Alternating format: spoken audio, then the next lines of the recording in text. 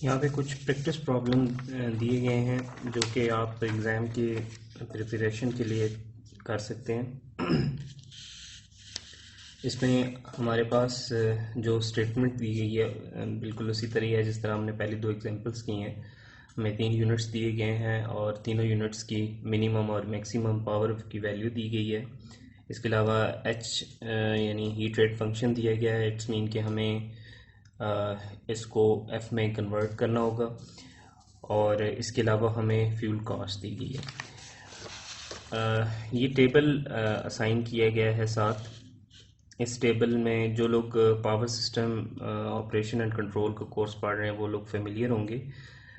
जो लोग power generation का कोर्स पढ़ रहे हैं ये कोई चीज़ इतनी मुश्किल नहीं है, बस आप लोगों ने थोड़ा सा फोकस करना है। इसमें आप देख सकते हैं कि ये तकरीबन 8 सेट दिए गए हैं, यानी ये हमारे पास जो 3 यूनिट्स हैं तो तीनों यूनिट्स के मुख्तलिफ कम्बिनेशन बनते हैं, तो 3 यूनिट्स के मैक्सिमम 8 कम्बिनेशन बन सकते हैं।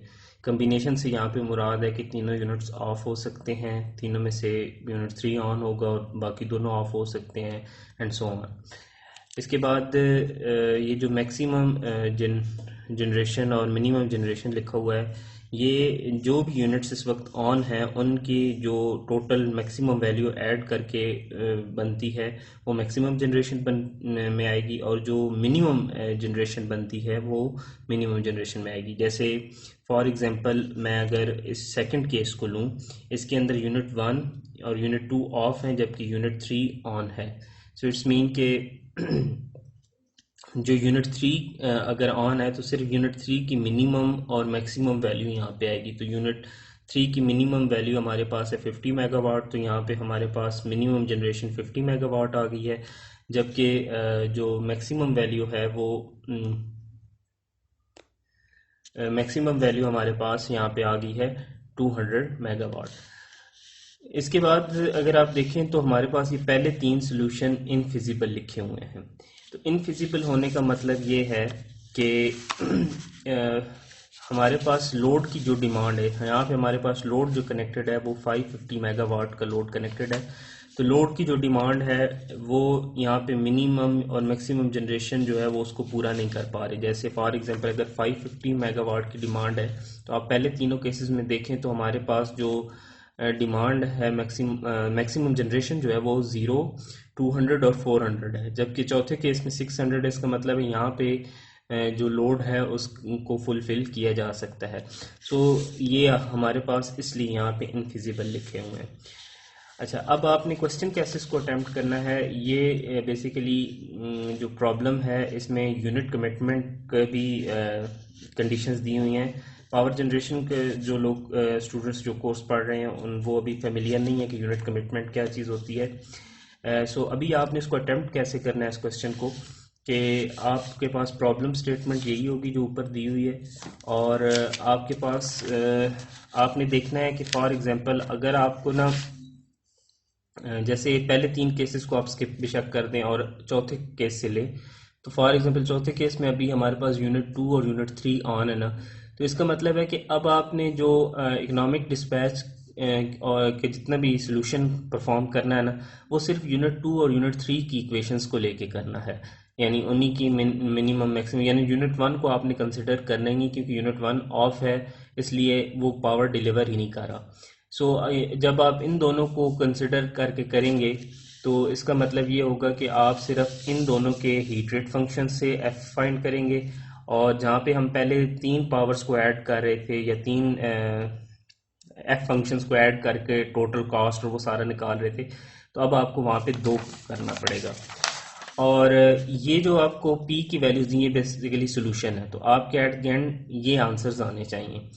अब जाहिर सी बात है पहले अटैम्प्ट में यकीनन ये आंसर्स नहीं आएंगे। अगर फॉर एग्जांपल इकोनॉमिक डिस्पैच की जिस तरह हमने सेकंड एग्जांपल की है उसमें हमारा क्वेश्चन काफ़ी लेंथी था, तो इस तरह का प्रॉब्लम भी आपको यहाँ पे फेस हो सकता है। बाकी एफ़ की वैल्यूज़ हम निकालना देख चुके हैं कि एफ़ की वैल्यूज़ कैसे निकालेंगे, कि जो आपकी पी की वैल्यूज़ आएंगी वो आप रिस्पेक्टिव एफ में लिखते जाएंगे। जैसे F1 का जो फार्मूला या एक्सप्रेशन है उसके अंदर P1 आता है, तो P1 का जो भी आंसर आएगा वो आप इसमें पुट करोगे तो आपके पास F1 का आंसर आएगा। सिमिलरली F2 की एक्सप्रेशन में P2 आता है, आप इस तरह करके कर सकते हैं। और जो आपके पास टोटल जनरेशन कॉस्ट है, आपने सिंपल इन तीनों को क्या कर देना है, ऐड कर देना है। अब एग्जांपल के तौर पे मैं यहाँ से एक क्वेश्चन उठा रहा हूँ। सो जो क्वेश्चन मैंने पिक किया है ये मेरे पास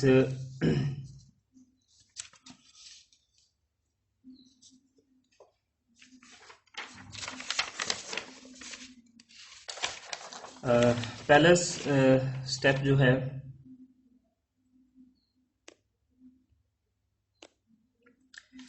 पहला स्टेप कम्प्लीटली सॉल्व किया गया ताकि हमें बार बार एच और एफ की वैल्यूज एफ की वैल्यूज ना निकालनी पड़े। तो सिंपल हमने तीनों जो हमें एच की वैल्यू एक्सप्रेशन दी हुई थी उनसे हमने एफ निकाल लिया। अब जो क्वेश्चन यहाँ पे अटेम्प्ट किया गया है वो अटेम्प्ट किया गया है यूनिट 2 और 3 के ऑन होने पर, यानी ये इस टेबल के अंदर हमारे पास फोर्थ कॉम्बिनेशन बनता है।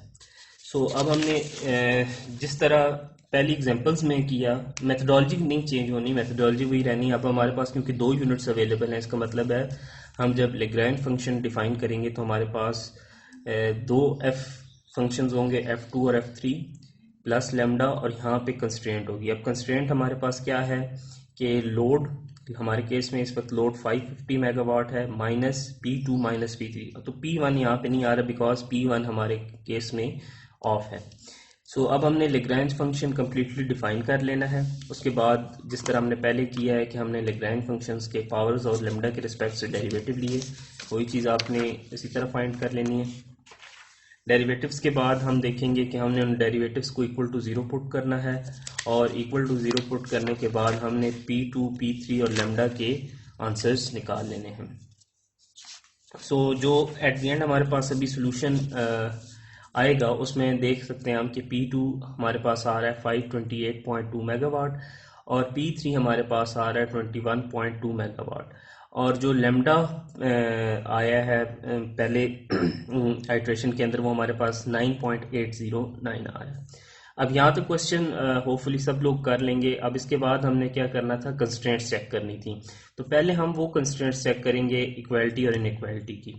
तो इक्वालिटी कंस्ट्रेंट आपने कैसे चेक करनी है कि टोटल हमें पावर चाहिए थी 550 मेगावाट। तो आप देख सकते हैं कि P2 और P3 के आंसर्स को ऐड करें तो हमारे पास तकरीबन 550 मेगावाट बन जाती है। दूसरी कंस्ट्रेंट्स क्या थी कि हमने चेक करना था कि क्या P2 अपने मैक्सिमम और मिनिमम थ्रेशोल्ड्स के अंदर लायक आ रहा है और P3 इसी तरह मैक्सिमम और मिनिमम थ्रेशोल्ड्स के अंदर लायक आ रहा है। सो इसको चेक करने के लिए हम क्वेश्चन के अंदर देख सकते हैं कि P2 की मिनिमम वैल्यू है 100 और मैक्सिमम वैल्यू है 400। सो यहाँ पे P2 की वैल्यू आ रही है 528। इट्स मीन के P2 अपनी मैक्सिमम लिमिट को वायलेट कर रहा है। इसी तरह P3 को चेक करें तो मिनिमम 550 होनी चाहिए और मैक्सिमम 200। तो इसमें ये आप देख लें कि ये आपके पास मिनिमम लिमिट को वायलेट कर रहा है।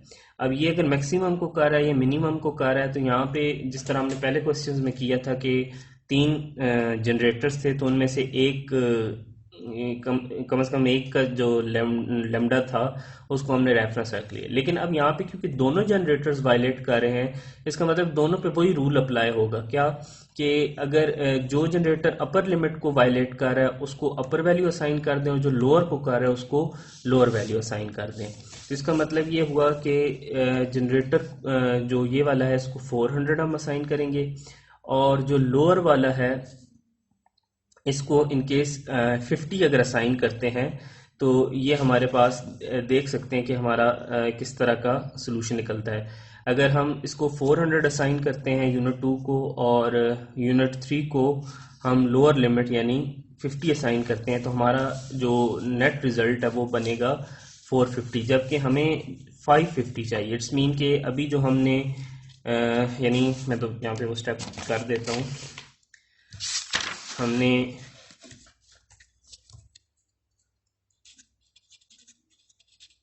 कंस्ट्रेंट्स चेक की, कंस्ट्रेंट्स में हमने देखा पहला कि P2 प्लस P3 हमारे पास 550 के बराबर है, और फिर हमने देखा कि दूसरी कंस्ट्रेंट ये ट्रू थी। दूसरी कंस्ट्रेंट में हमने देखा कि P2 का आंसर होना चाहिए था विद इन 100 एंड 400, और P3 का आंसर होना चाहिए था 50 एंड 200 मेगावाट। सो हम देख सकते हैं कि हमारे पास यहाँ पे P2 की वैल्यू है 528, सो इसका मतलब है कि वायलेशन हो रही है। इसी तरह P3 की वैल्यू है हमारे पास 21, सो हम यहाँ पे चेक कर सकते हैं कि वायलेशन हो रही है। अब हम क्या करेंगे कि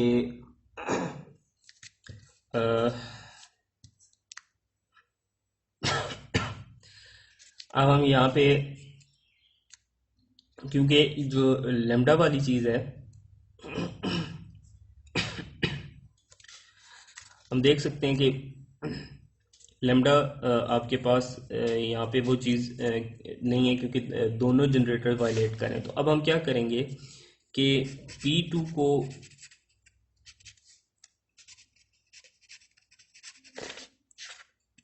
P2 मैक्स असाइन कर देंगे, जो कि हमारे पास है 400 मेगावाट, और P3 को P3 मिन असाइन करेंगे 50 मेगावाट। सो ये जो असाइनमेंट होती है, ये जब हमने एग्जाम्पल 2 की थी, उसमें जब हमने असाइनमेंट की थी तो उसके बाद हमें असाइनमेंट करने के बाद हमें चेक नहीं करना पड़ा कि आइदर लोड की डिमांड मीट हो रही है कि नहीं हो रही, क्योंकि हमारे पास तीसरा जनरेटर मौजूद था। लेकिन इस केस में आप देखें तो हमारे पास सिर्फ दो जनरेटर्स हैं, और एक जनरेटर 400 मेगावाट का है और दूसरा 50। इसका मतलब है कि अब हम क्या करेंगे कि एक जनरेटर को ऑफ कोर्स जो हमें 550 बनाना है, तो इसका मतलब है कि एक जनरेटर की वैल्यू को हमें चेंज करना पड़ेगा, क्योंकि ये 550 नहीं बन रहा।